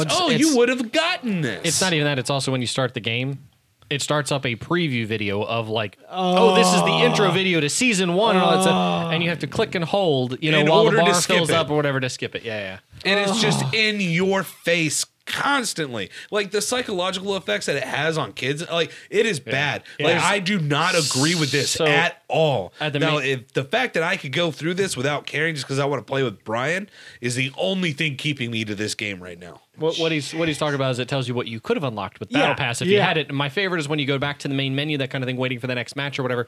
There's buttons across the top that are like, Gold. online and this, that, or the other. Well, all of them are normal color. But then there's Battle Pass, which is a gold color. And always has a notification that's glowing on it. And you got barracks on there with a gold hey, diamond. by the way, this is what you could have earned. This is what you could have earned. Yeah, and so, but every 5 levels or so, you get a free thing. Oh, and that's It's like, F you. So I'm looking at this and I'm just like, how the first season should have been at least a gimme. Yeah. For the good God, like we didn't get anything in the first time that we played into this. No. Season 0 was free before there was a season 1. Of course, yeah. Okay, yeah. So, but at the same time, like the stuff that you got from that was nowhere near in the level of what they were giving you in season 1. Like it's an obvious ramp up to try to get people to give them more money right up front. But I'm like, I paid full price for this game, $60. Now I know you wanted more, and I get that, but don't sell it for that then, because you are giving me a different game at this point in time. Yeah. Now I feel slighted. I feel like FOMO, which I didn't want to put it under FOMO because it pissed me off so much. And there was other things I could talk Angry about. FOMO. Yeah. And I was just like, this is freaking outrageous. And games as a service is starting to become toxic. No, I agree 100%. In so many different ways. Like anytime you buy DLC, half the time you're let down. And the other half of the time, it's so slow that you've already got, like, Division 2, we bypassed this game. Or DLC like Borderlands. It's not really useful, and then you move on, and all of a sudden now there's another one. And it's still like, whatever. It's just, like, things are lackluster, they're coming in late, and they're cheap as hell. And it is just getting so gross. And a company like Activision, lick my balls. Like, you need any more money. You piece of shit. God. Yeah, I didn't get the point. I'm sorry about all of this only, and the bleeping, but it feels so good to tell them to fuck off. The devil's advocate of this is, from a PC perspective, they finally fixed. Thank you. John just went for the bottle of champagne, by the way.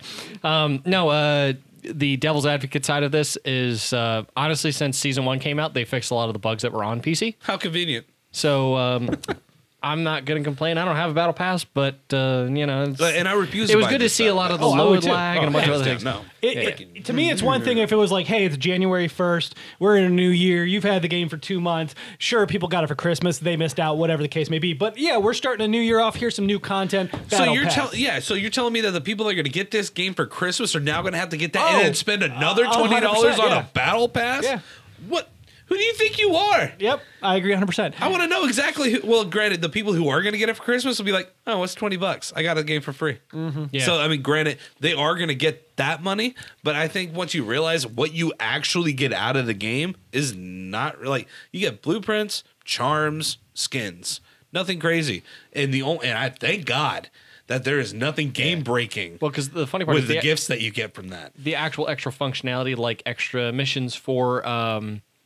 The extra maps for one. Yeah. But then the extra missions you get for was it Spec Ops? What's the co-op? Co-op. The extra missions you get, those are all included anyway. Oh my God. You don't have to have Battle Pass for that. If I Thank remember God. correctly. No, I haven't needed them. Yeah. But then it's just the skins and everything else that comes with it. So it's like, oh yeah. So when you bought the game, that was pretty much like our 0-day season. Dude, this bubble is getting me burping. Man. I can't stop. And then it just feels so gross. So gross. That's really egregious. Back to Division, because I didn't get a chance to talk about it when we were discussing earlier.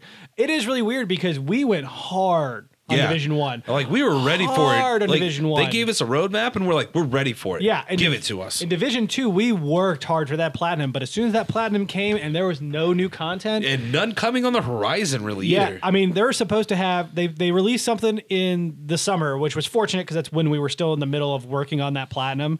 But even that was like, here's 2 maps. I have still yet to delete it from my console because I'm waiting for you to get that bug. And be like, I want to do this game. I'm like, God.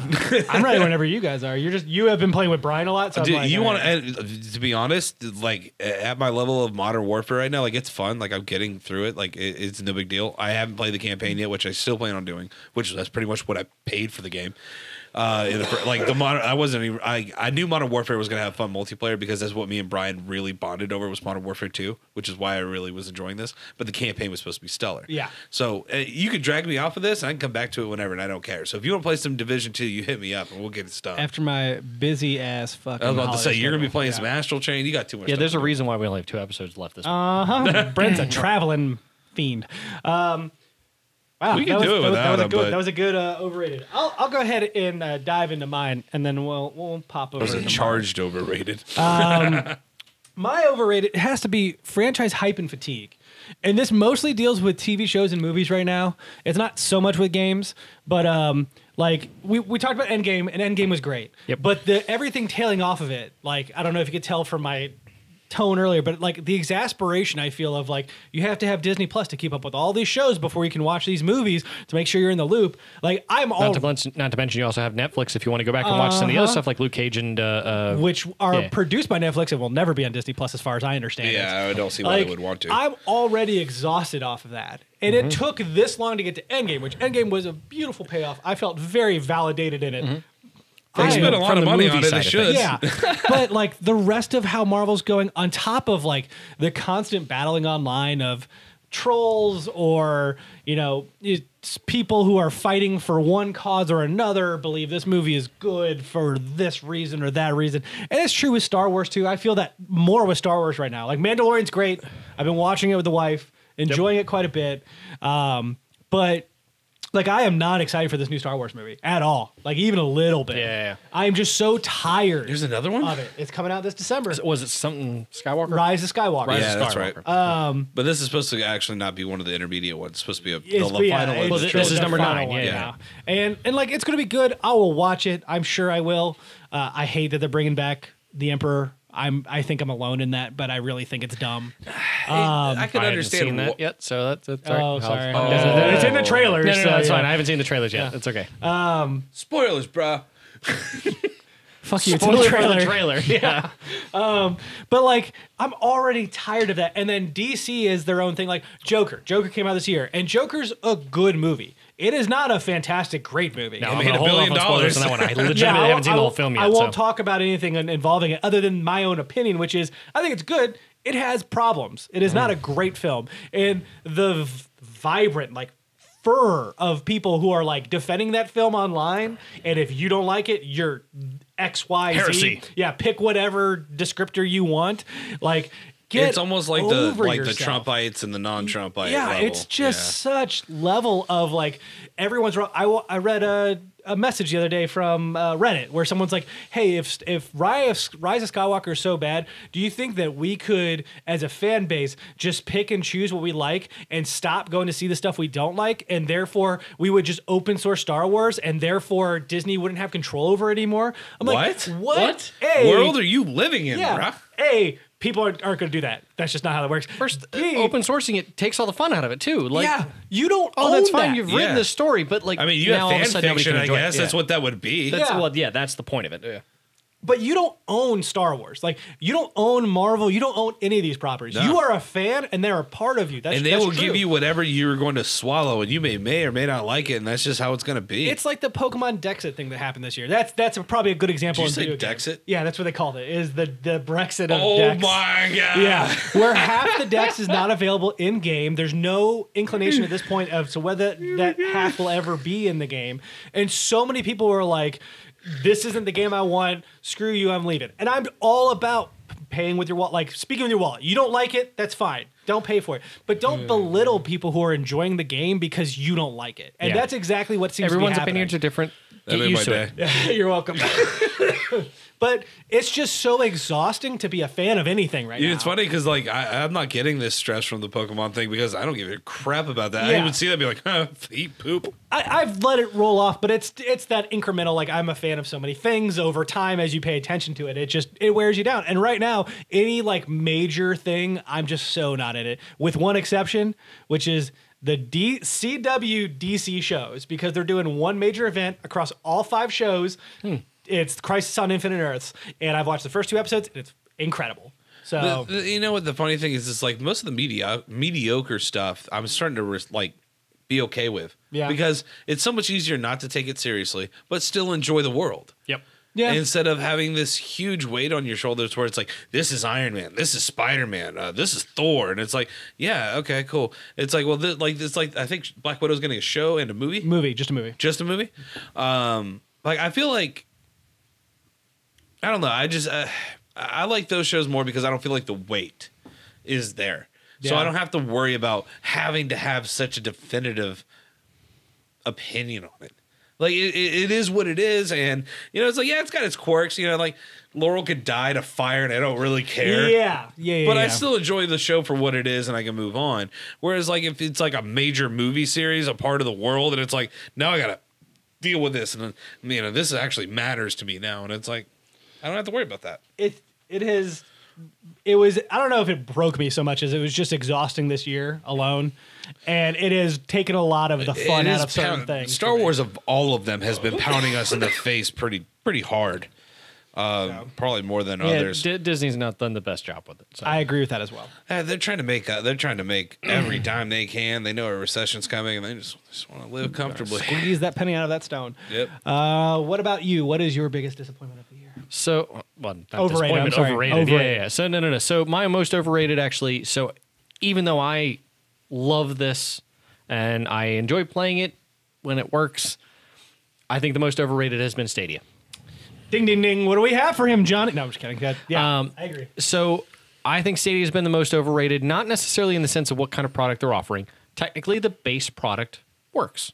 It's just, it has its quirks, and we expected it to. Until Google improves their network infrastructure or builds more data centers or finds a way to introduce more servers around so people can play Stadia on those and this, that, or the other. Until that happens, we're going to run into these problems no matter what. And Google is working on that, and they're trying to refine things and make them a little bit more usable and much more obtainable for like lower, I don't want to say lower income, lower throughput households. Actually, is a better way to put it. So it's an overrated whiff now. I don't want to call it a whiff because I enjoy it as a. That's why I said you're an overrated. It's an overrated whiff. I enjoy it as a gaming platform. I don't think it was a complete whiff. I don't think like necessarily that it's just going to disappear into the ether necessarily. Granted, it's a Google product. It very well could. That's not what a whiff means, though. Yeah. It's just a miss. It's a miss for 2019, sir. I think it fell short, but I don't think it was a complete miss. Okay. I think it fell short, which is why I think it's overrated. Okay. It's missing certain features like Google Assistant and some of the other streaming features that they had talked about, and I'm sure some of the game dev features are probably missing. But do they have the storefront on the Chromecast yet? And the wireless features? Yeah. I'm just wondering, what is Chromecast a whiff to you? Because that's pretty bad. A whiff would be like, a product flat out doesn't work, or was something that missed the mark. Flat out didn't launch. Sorry. To be fair, they didn't say this is what it was going to be on launch. The reason I say it's overrated a week before it launched. Sorry. The reason I'm saying it's overrated instead of a whiff is because they should have slapped a tag on it that they didn't. They should have slapped a tag on it that said early access or beta, and they didn't. Which means it's a full product. Yeah. Which means they're saying it's a full product when it should be a beta. Correct. Yeah.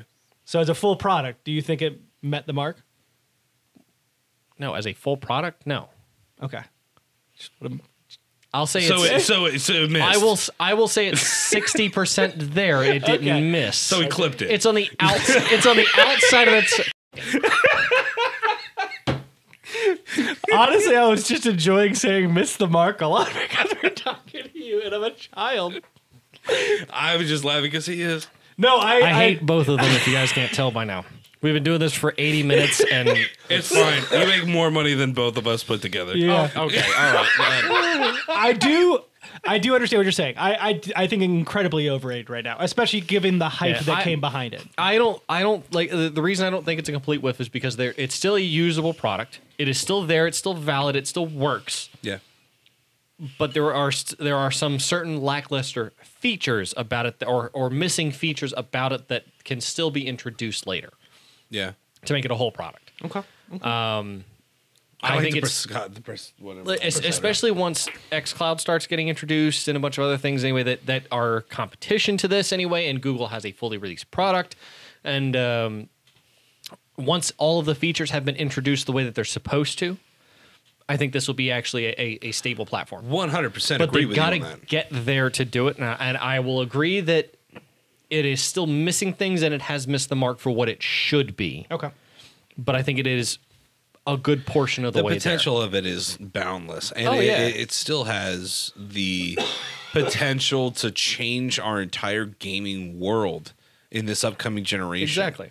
Like this upcoming console, I know PS5 and Xbox is like, man, I hope Stadia does not figure this game out and does not just ruin this, because PlayStation will not have the longevity sales that they had with the PS4 and the PS3, and Xbox is really banking on that. Hopefully, Gamepass keeps just people aboard. Yeah. Which is where I think which is why they're banking also on the Windows and the Steam side of things now, even too. To and they're working sort of on help software. They've got good developers like Ninja Theory on board. Like as a sidebar, they're playing it smart. I think Microsoft's sort of planning on the exit of Xbox here. Oh, 100%. Oh, well, I think this will be a lot. I think they're planning to after no hearing about what console. Lockheed or Lockhart. Yeah, about it being underpowered like a PS4 Pro essentially, and being diskless. I was like, you're more like dickless, but that's fine. Boom. Wow. I call it. But that is my most overrated. Okay.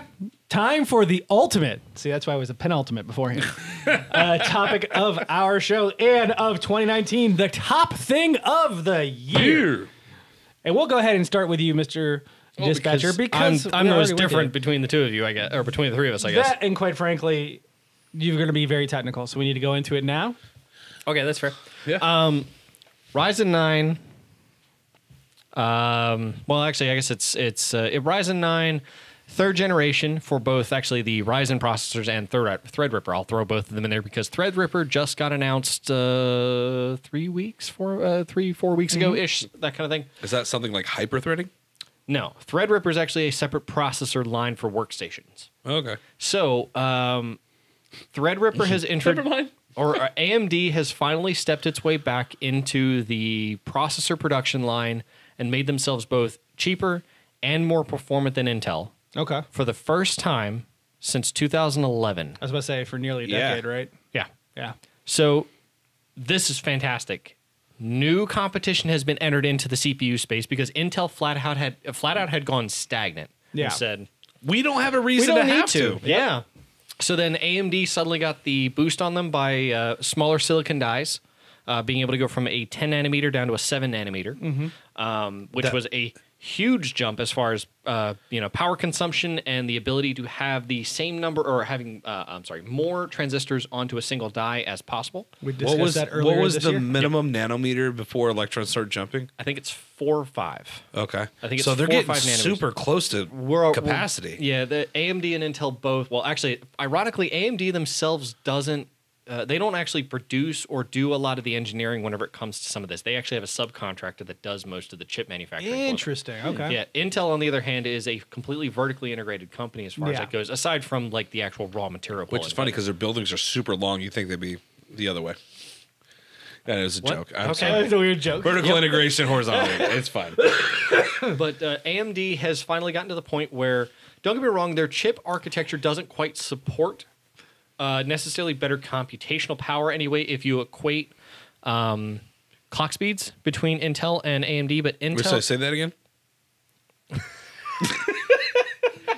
Please continue before we lose it over here. So AMD, though, has introduced more cores and a higher clock speed at a lower power outage or power consumption rate and a lower amount of heat output than Intel has by a good margin, to the point that Intel can't keep up because they haven't even broken the 7 nanometer architecture yet. That's awesome, though. Like, Intel still has production They're issues behind. with it, and they're behind by a good 3 years now. Yeah. Like, AMD broke this a while ago. It's just that you have to refine it and refine it and get your manufacturing process up to date. Yeah. Make sure you can mass produce products to be able to handle this. So was Intel's a Intel good even ways seeing this behind. coming? Oh, they probably did, and they were prepared to do 7 nanometer. Actually, to the point, well, not 7 nanometer, 10 nanometer actually was the first step before this. So the step has been 18 to 14 to 10 to 7. So 14 nanometer is where Intel's hung around for quite a bit. Mm-hmm. They had trouble going into 10, and then AMD figured out 7. Okay. So Intel right now is lagging behind even who's it that does the Snapdragon processors? I don't know. Anyway, but I know you've said it before, and I'm trying to think.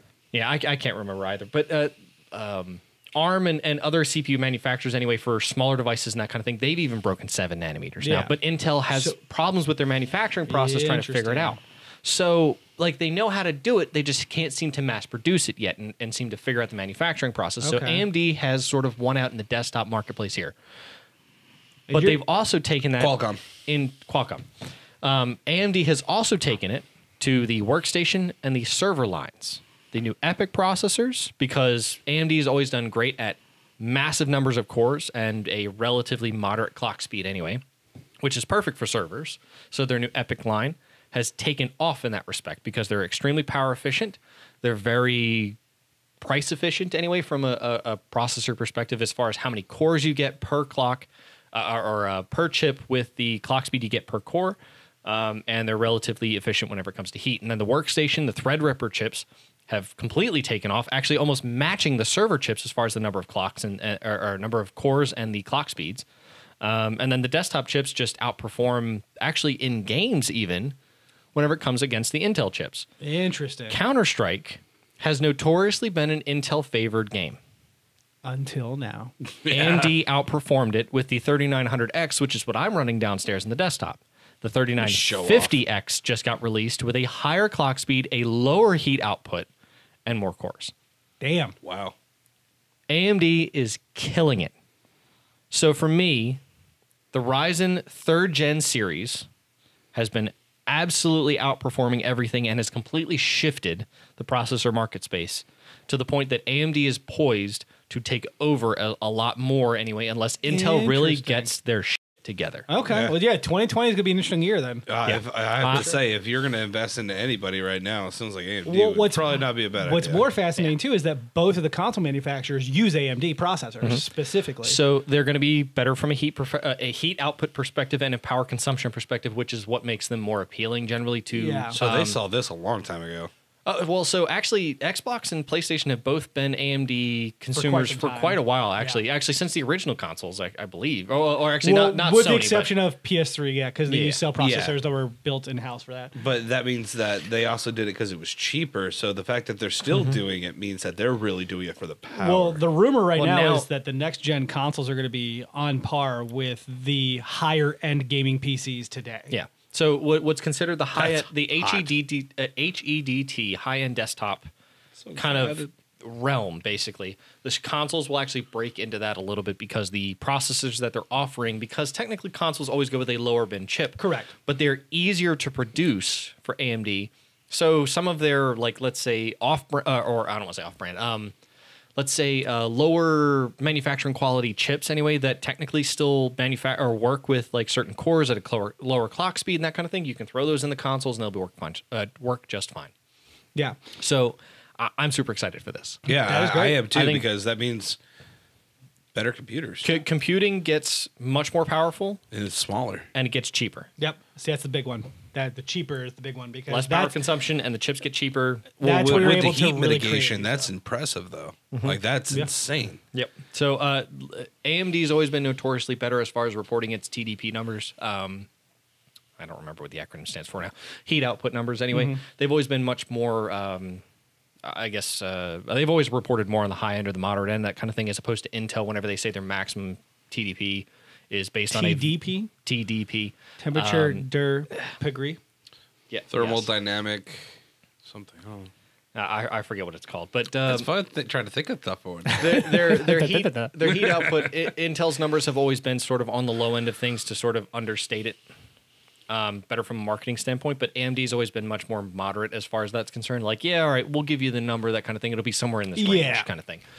So whenever those numbers match, it generally means that AMD is going to outperform them. Okay, interesting. And those numbers have matched for quite a little while since these Ryzen 9 second and third gen chips have come out. I just want you to know that Threadripper sounds like a backyard wrestler. Threadripper. Honestly, it sounds like a kid would come up and rip his streets. I'm the Threadripper. All right, John. I'm the Threadripper. What's your top thing of 2019? Believe it or not, it's the Switch. Dun, dun, dun. Get it. When I initially got the Switch, I got Mario Odyssey and Breath of the Wild. I was super happy with Breath of the Wild. I know it knocked a lot of people's socks off. I was impressed, but it didn't like control me. Like I still yet to finish it actually, and that's unusual for me for games. I finish games, and I still actually do tend to go back and play that. Like in my head, I'm like, it's on my list. Better games released that year. Just put it out there. Yeah, I know. But the games that I wanted to play, sat No, I'm saying there was a better game than Breath of the Wild that year. Mario Odyssey. Horizon Zero Dawn, motherfucker. Come on. I'm talking about the Switch, dude. What are I you know. doing like I know. this? Good to keep up. So Mario Odyssey, as you know, probably I think it's one of our first podcasts here. I totally ripped on and pooed on because I was just not happy with it. It wasn't what I wanted. It didn't have the Mario 64 feel to it. So I have really not been a Switch. Like I've got the Switch. I'm happy with it, like for what I got out of it. But there was nothing there that really got me like it did this year. Between Astral Chain, Pokemon, Luigi's Mansion 3, Fire Emblem, Three Houses. There's just been so many good games that have come out for it. I agree. Not all of those that I have played because that would be absolutely ridiculous because I play too much PS4. But it surprised me that this was the year of, for me, especially towards the end of it, where Switch was really actually starting to impede on my PS4 playing. Oh, yeah, 100%. And that hadn't happened until this year. Like, this was the first year that it really started getting in the way, especially with Pokemon. Like, that just blew me away, and I was just so infatuated with it. Well, there's also Marvel Ultimate Alliance 3. There's Yoshi's Story. I mean, there's like a ton of minor games that and they've happen. been killing it with the lineups, and it's just over and over and over and over again. From start to finish this year. And then they're doing great ports, too, like they did with Witcher 3. Yeah, some people, then, graphic fidelity, blah, blah, blah. Like, it's a 720p console. Get the hell over it. Like, Jesus. Freaking shadows. But also, can we get Skyward Sword? No, maybe not Skyward Sword, but let's do Wind Waker. Let's do Twilight Princess on Switch, please. Twilight Princess would be amazing. I didn't get to finish it because a stupid glitch on Wii killed my save, and I can't do anything about it. I played 10 minutes of it on Wii and said, "F this shit, I'm out." I'm not gonna waggle this thing the entire time. I waggled it all day. See, these forearms, see these forearms? They were prepared for that waggling. Okay. Yeah, he prepared long and hard before that game came out. I have to wonder how much of that is. It's weird questions. So Switch has really got me, and I started actually using a lot more of its functionality, especially with the removable Joy-Cons now. Like, I'm still playing it in handheld mode. I still don't care about putting it on the TV.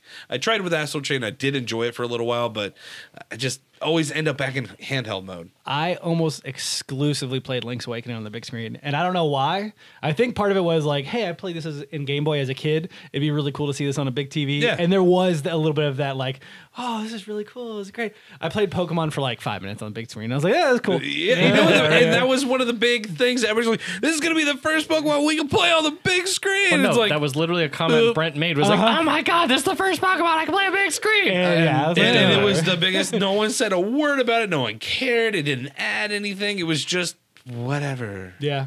And I totally get it because Pokemon is a handheld game. And to me, Link's Awakening is too. Monsters. Yeah. Well, Link's Awakening is too. And that's another great game that came out this year. I have yet to play, but I still plan on playing. I played Link's Awakening DX on my Game Boy Color. I still wanted to play the new one. I'm sure we can get Steve-O to relinquish it. We'll find out. He's kind of a... I doubt he's touched it. Yeah, I doubt it too. Yeah. But anyway, to be honest, it's pretty hands down. Switch has been pretty dominant this year, in my opinion. There have been a lot of good games with Xbox and PlayStation, but Switch has seemed to freaking kill it. Could not agree more. Moving on to mine, the final, the ultimate, not the penultimate, the ultimate. I'm going to go full circle. Take a nap? Because my top thing of the year has to be Death Stranding. Oh, my God. For the same reasons I listed below. He's done the above same thing for two different topics now. Very big fan of that game. Not only did I enjoy the game, the story is very interesting. Maybe not the main storyline, but there's some other storylines in there. So tell me, all these people that are coming out and saying, you have to be an intellectual to understand this. But is that even actually true, or is it just like some crazy Kojima shit? No, I think it's fairly easy to, I'll put it this way. My wife has never played a Kojima game. She got the story pretty easily after beating it, right? It is one of those things that leaves I'm talking about the deep level stuff. So it leaves you questioning whether or not you fully understood it. Yeah. I went and looked at a few YouTube videos, and by a few I mean 10, and I was like, yeah, it's exactly I need to make sure I get this right. Well, varying opinions, right? It's like a pregnancy test, huh? Why do we have 10 of these? Now I need to know. And so it was, hey, wow. Guess what? I got it the first time. It's just reaffirming that. Yeah. Negative. One, it is a single game is not a full franchise. Like I will argue that Metal Gear, especially as the franchise went on, got far more complex because convoluted of the way he would overwrite certain parts of history or change history or add a twist that would really change how the flow of things worked previously. Like it built on itself. This is a single title. If there's sequels, they may build upon it and it may change clones and timelines and names. That man has a brain that is so complicated. Listen, it makes mazes look like a straight line. Death Stranding has Heartman and Die Hard Man, so he's still got the name thing down. So he knows how to name Mega Man characters. Correct. But no, the story was great. The actual delivery mechanic and exploration, that game is more fun to explore, I would argue, than a majority of games I play. Tell me why Bruce Willis was not put as Die Hard Man. Probably because he can't look good in a mask. I don't know.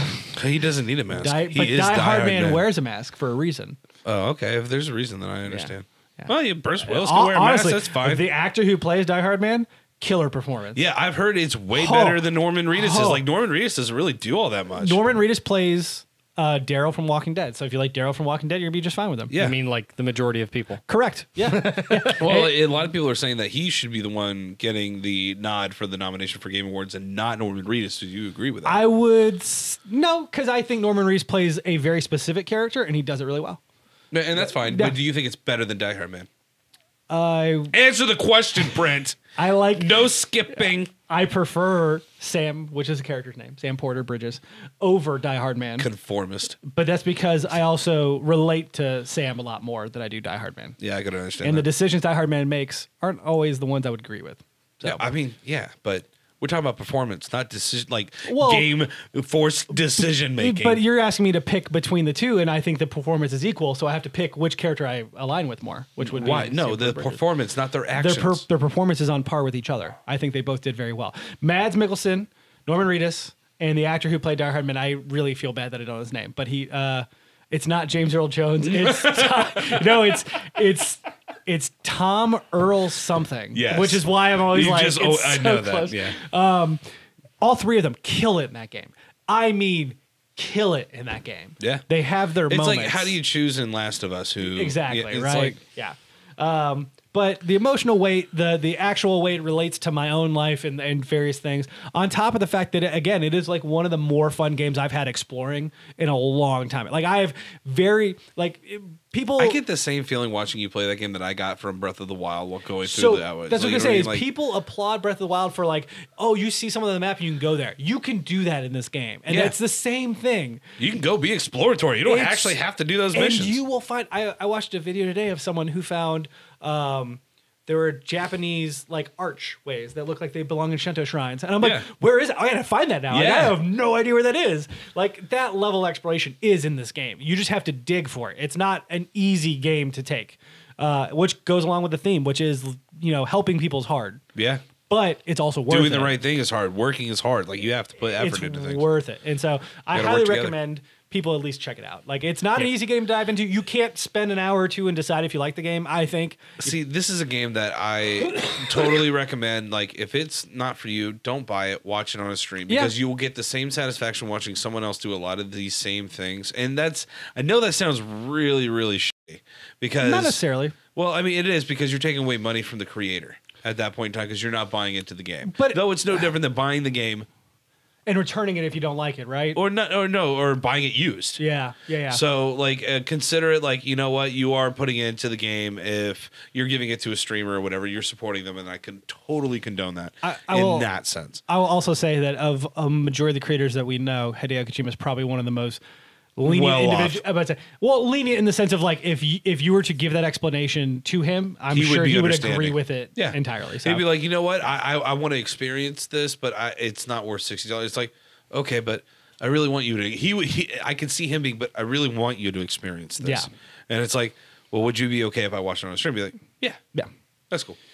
So that is our top 7 of 2019. It is 102 minutes into this podcast. I'm glad you made it to this part. Oh, hopefully we do have timestamps because we're gonna fucking need them. But please let us know what you think in the comments above me. They're floating in the ether. John had a rant and went on for a while. John's winning as far as the curse points. We're gonna move. That's the first time in a long time. I think ever. the end of this podcast relatively quickly. So now it's time for last call. Last call. You don't have to go home, but you can't stay here. I normally have a list of things that I do in shoutouts, but of course I didn't write them in this document right now. So, of course, we have our audio podcast that you can listen to. We have a website which has the RSS feeds along with all the audio files so you can go listen to them. We have a Discord. You are more than welcome to join along with a handful of streamers that are on that Discord. You can go watch them. Currently, while we record, Phobia, Resilience, Akaba. You got Michael Tumbleweed Kepley is going through Pokemon. He's literally streaming right now, actually, as we're recording this. Yeah. You should definitely watch that. You're probably hearing us in the stream. And right of course, you saw at the top of the show, but we are sitting here celebrating with some wonderful champagne, Rondell Brut, and of course the Ventra Prosecco. Mark prefers the dry, John prefers Prosecco. I'm somewhere in between on both. Finally, instead of the question of the week, it is time for what has been promised: the Pokemon name quiz part 2. Part 2. Because we needed a tiebreaker. Unfortunately, I did not do this one as well as the first one, I don't think, but we're going to find out. You'll let me know. You guys will let me know. So, starting off, we have the tiebreaker because they're both tied point-wise. So we're just going to ignore whatever points you had beforehand. I'm just going to tie them up right here. He's getting into it now. Part 2. Question number 1. This Mudfish Pokemon is the final evolution of the Water Starter in the 3rd generation. Known for its water ground typing and a beefy-looking Mega Evolution, given it in the remakes of Ruby and Sapphire. Is it A, Muddle, B, Swampert, or C, Aquash? I give up. God, Jesus. I'm going to go with Muddle. Okay. And you say it's going to be the first one? It's the first name? It's the name of the 3rd evolution. The 3rd evolution. yeah. Go run back through them again. A, Muddle. Oh, you don't like that one now? B, Swampert. C, Aquash. Swampert. Excuse me. See, they got weird with the names. Yeah. Once you started moving it's past Pokemon, dude. the 1st and 2nd generation. You don't even know what water. You wouldn't even know what typing it was based on those names. Okay. Huh? He said Aquash. I'm going to say Swampert. Okay. Number 2. The Steel Fairy type Pokemon from the 6th generation surprised everyone with its ordinary appearance and one major appearance in the competitive scene. I'm going to give you a name and then a description of what it looks like. Is it A, Klefki, which looks like a keyring? B. What is this question? Hold on. I got confused on the question. Start over. I'm sorry. You just... What? Okay. Okay. This Steel type Fairy... He's Pokemon dying. That's it. From the 6th generation surprised everyone with its ordinary appearance and one major appearance in the competitive scene. So because it has an ordinary appearance, I'm going to describe the appearance as I do the name. Okay. So A, Klefki, which looks like a key ring. B, Sylph Bob, which looks like a hair beret.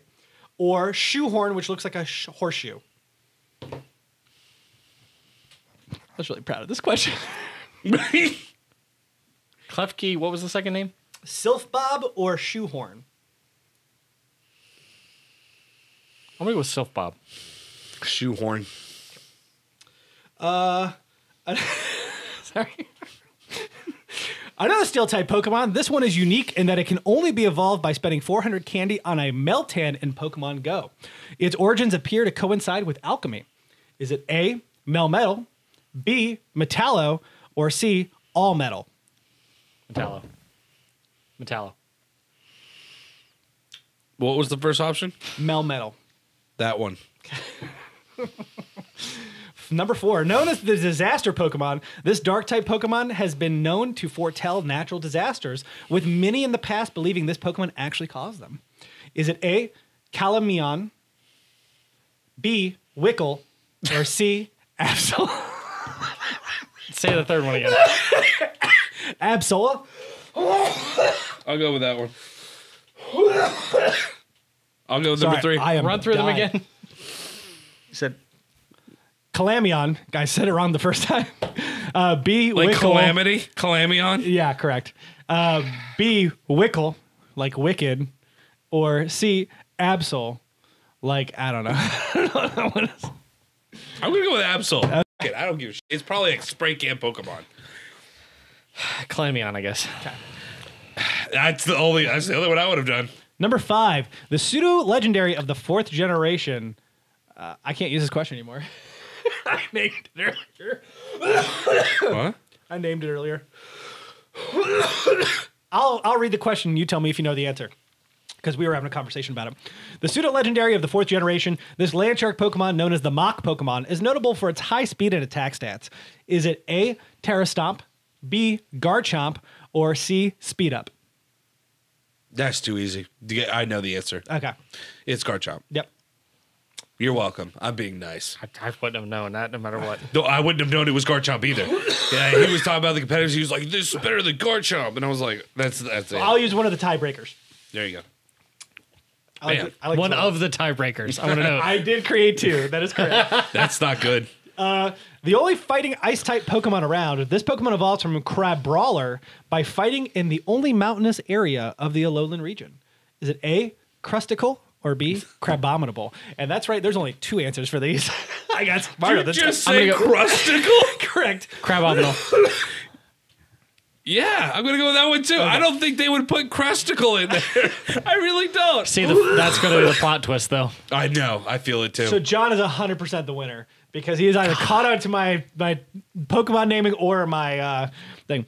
Number 1, the Mudfish Pokemon, the final evolution of the Water Starter, the 3rd generation, is Swampert. It definitely sounded like Swampert. It would be the 3rd generation name. Number 2, this Steel Fairy type Pokemon is Klefki. That's right. There is a Keyring Pokemon. Keyring Pokemon. 100%. I thought the hair tie would be at least the easiest one. The Klefki thing, it just sounded so Pokemon-y, where everything else I was like, it just doesn't sound right. But I was like, that sounds almost too obvious.